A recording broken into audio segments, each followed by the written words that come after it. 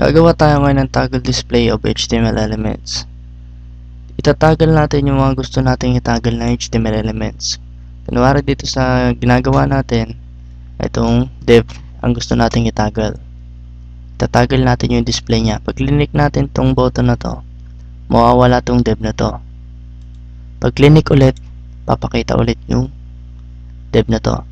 Tinatoggle natin yung display ng element na to, itong div element na to.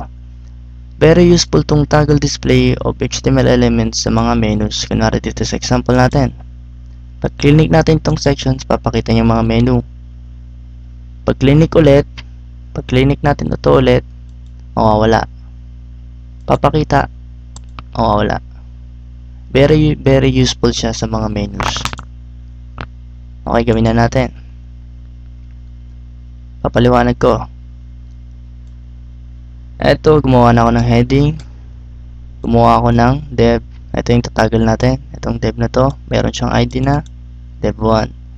Saka gumawa rin tayo ng button na may on-click event. On-click event, pag na-click, tatawagin niya itong function na to. Itong function na to. Toggle HE o toggle HTML elements.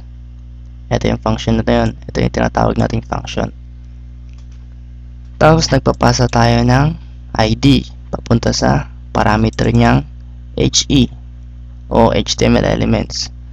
So ibig sabihin, pagka-click ng button na to, pinapasa niya yung ID ng div na to. Itong div na to, pinapasa niya yung div1. Pinapasa niya yung div1 papunta dito sa parameter na HE. So ibig sabihin, yung value ng HE ay div1 o itong div na to. Saka natin ina-access siya by ID.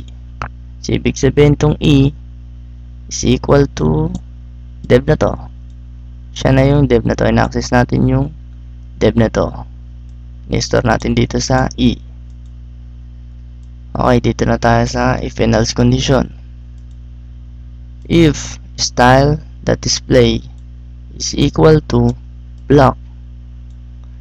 Pag naka-display block itong div na to, pag nakapakita siya, pag pinapakita siya, pag nakikita siya, isi-set natin yung display niya to none para hindi siya makita. Tas else naman, pag hindi siya nakikita, isi-set natin yung display niya sa block. Ganun lang yung ginagawa ng function na to. Okay, para mas maliwanagan. Pag pinapakita siya, nakikita siya. Pag click natin to, isa-set niya yung display niya. Isa-set niya yung display niya sa none.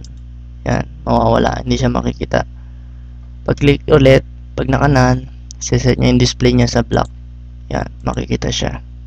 Very useful to sa mga menus, katulad ng ganito. Yan, papakita. Hindi papakita. Ganun lang yun. Very useful siya sa mga menus.